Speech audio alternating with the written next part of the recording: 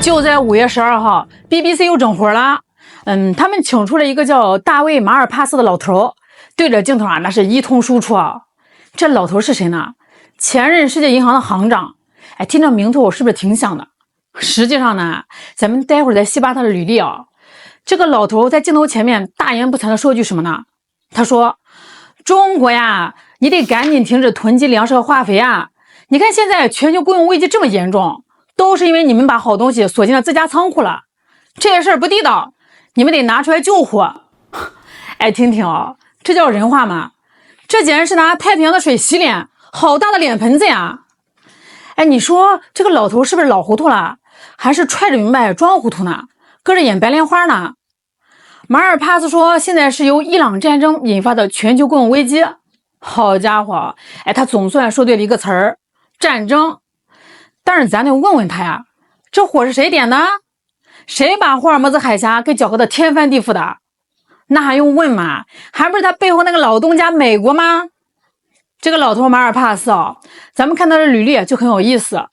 2017年到2019年，他是美国财政部的副部长，哎，专门管这个国际事务。说白了，他就是特朗普当年的心腹大将。那后来特朗普一拍脑袋，说走，你去世行当行长吧，他就这么空降过去了。所以啊，他这个屁股坐的歪的不能再歪了。美国在中东一通乱打，把全球的供应链撕得稀巴烂，化肥运不出来，粮食涨得离谱。结果他倒好，哎，不去找纵火犯要说法，反而跑来敲咱们这帮救火队的门，让我们把自己家的防火设备献出来。这就叫流氓逻辑啊，没下线到了极点。马尔帕斯喊着让中国敞开供应，哎，那咱们得先看他的祖国美国是怎么做的啊？各位，咱们看数据说话。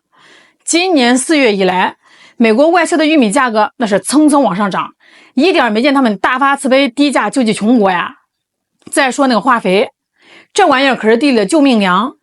特朗普前阵子刚在社交媒体上大声疾呼，警告美国那帮化肥厂商，你们别想趁机涨价啊，搞价格欺诈。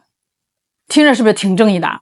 结果转头呢，美国农业部的副部长就跟美国化肥巨头的老板关起门来开小会，说那个现在的局势你懂的，咱们国内的价格得稳住，你们得限制出口，好东西得先紧咱们自己人用。哎，你看啊，美国人一手抱着国防生产法这把尚方宝剑，把自己家的粮食化肥搂得死死的，谁敢碰就跟谁急眼。这在他们嘴里面叫维护国家战略安全，可是到咱们这儿呢，哎，咱们14亿人要吃饭了，咱们存点粮食化肥保春耕了，哎，这就成了恶意囤积，成了加剧全球紧张。这一套神仙算法，估计连华尔街会计看了都得直呼内行啊。马尔帕斯这老头啊，你是来上行当行长的，还是来好莱坞编剧写双标剧本的？更让人气乐的是啊，这马尔帕斯在 BBC 的报道里还说了这么一句：世界应该团结在美国周围，并推动问题解决。那翻译成大白话就是，大伙儿听好啦，虽然篓子是我们美国捅的，架是我们美国打的，但是大家千万别有怨言，还得围着我们转，听我们吆喝，把你们家的余粮都交出来，让我们分。他甚至还阴阳怪气的提到了伊朗，说伊朗是流氓国家。哎，咱且不说国际政治那些弯弯绕啊，单说这老头的逻辑，他一边呢是要求中国开放出口，哎，一边呢要求大家为美国马首是瞻，这哪是来解决问题的？这分明是来收保护费的呀！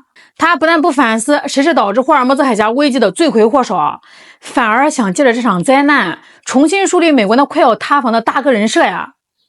再说这个 BBC 在抹黑咱们这一块啊，那技术也是杠杠的啊！这篇报道全文居然愣是一个字都没有提这波危机的根源到底在哪儿，他们就轻描淡写的说了一句，马尔帕斯的言论正值各国争相确保化肥供应之际。然后呢 BBC 就开始疯狂的带节奏了，向国外读者科普，哎呀，你们知道吗？中国化肥产量占全球 25% 呢，出口额100多亿美元呢。他们还特别贴心的算了一笔账，说如果供应中断，全球每周会少掉100亿份餐食。这话说的那是相当有水平啊！哎，他们不明着说是中国害大家没饭吃，但是字里行间都在暗示，你看中国手里面有那么多的化肥，他们就是不拿出来，所以穷人才会挨饿呀。这种暗示比明着骂还恶心。这就好比一帮人在围观有人溺水了， BBC 在那儿不停地拿大喇叭喊，大家看呀，老钟手里面有个救生圈，他这个救生圈质量特别的好，可惜老钟就是不舍得扔下去救人。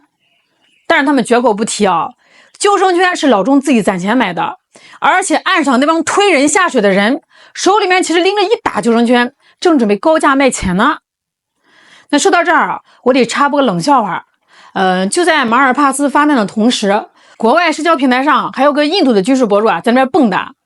他说印度政府跟中国要化肥，中国没松口，所以莫迪总理应该考虑动用强硬的军事手段逼中国供货。哎呦喂，这脑回路简直跟马尔帕斯是一父一母的亲兄弟啊！一个呢是想靠嘴炮道德绑架，一个想靠烧火棍物理威胁啊！我就想问这哥们儿，你们的恒河水喝多了是不是产生幻觉了呀？找人要东西不给就想动手抢，你当你家那几架老掉牙的米格飞机能飞得过咱们的运肥车？虽然这军事博主是个小丑，但是你发现没，西方的精英和某些地方的愤青他们的逻辑是一脉相承的，我的就是我的，你的也是我的，我缺了东西就得找你要，你不给就是你不对。其实马尔帕斯这个老头对于咱们中国那是积怨已久了。他在世行当行长的时候，最爱干的一件事就是带节奏，说中国不再是发展中国家了。他在各种场合叫嚣，中国都世界第2大经济体了，很多方面都富得流油了，怎么还好意思管我们要贷款？怎么还好意思在 WTO 里享受优惠？赶紧把这些红利让出来给穷国。大伙儿听听这话酸的都能拌凉菜了。中国是有钱了，但是我们14亿人平均下来呢，我们还有多少偏远山区我们还有多少人刚刚脱贫？马尔帕斯心里面门清但是他就是揣着明白装糊涂他的目的只有一个，用一切手段给中国的发展增加阻力。他想取消咱们在世贸组织世行的发展中国家身份，这样一来咱们出口的关税就得涨，环境改善的资金就没得拿，专利门槛也得提高。他这是想把咱们往死里整所以这个老头这次突然跳出来关心全球的粮食危机，你以为他是心疼非洲那些吃不上饭的孩子吗？别逗了，他那是看中咱们粮仓里的粮食化肥仓库里的库存了，想借着大义的名头来一场现代版的打土豪分田地。对于这种不可理喻的要求咱们的外交部和驻美大使馆那也是一点没客气，直接硬怼了回去。大使馆发言人直接给 BBC 回了信儿，核心意思呢就3点。第一，谁惹的祸谁负责，供应链中断的根本原因大家心里面都有数，别想甩锅给中国。还是第二咱们是最大的发展中国家，这是事实，也是咱们的合法权利，轮不到你一个前行长来指手画脚。第三，别给咱们戴高帽，中国一直在维护市场稳定，但是我们首先得保住14亿中国人的饭碗。各位，这个话说到我心坎里去了。咱摸着良心说中国是全球最大的粮食消耗国，每天一睁开眼14亿张嘴在那边等着用餐，难不成咱们饿着肚子把咱们自家的口粮匀给那帮整天想方设法制裁咱们的国家？美国人会干这种割肉喂鹰的事吗？他们那的人要是饿肚子了，白宫那帮政客估计早就被选民给掀翻了。再说了，咱们也没有断过供应我特意去查了中国化肥网的数据，就在5月9号的报道里清清楚楚的写着，4月当月中国出口各种化肥323.6万吨，同比还增长了 27.6% 呢，出口额8亿多美元，增加了 46%。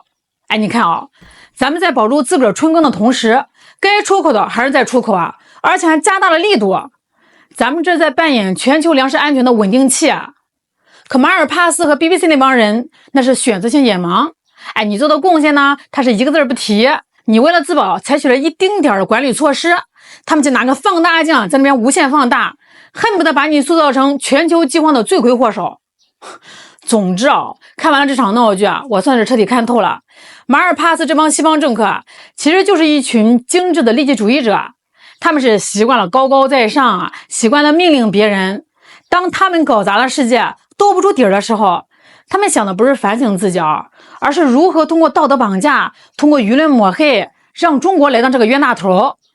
他们把中国塑造成了坏人，把自己包装成正义的化身，但是实际上呢，他们除了会甩锅会动嘴皮子，对这个世界的危机没有给出过哪怕一丝一毫的实质性的帮助。我就想对马尔帕斯老头说一句，你都退休了，就回家抱孙子去吧。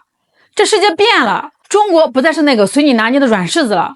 中国的粮食是咱们农民兄弟一锄头一锄头刨出来的，中国的化肥是咱们的工人大哥挥汗如雨炼出来的，咱们怎么存怎么卖，咱们自己说了算。想要粮食可以拿真诚来换，拿平等的贸易来换，别整天端着一副大哥的臭架子就来发号施令。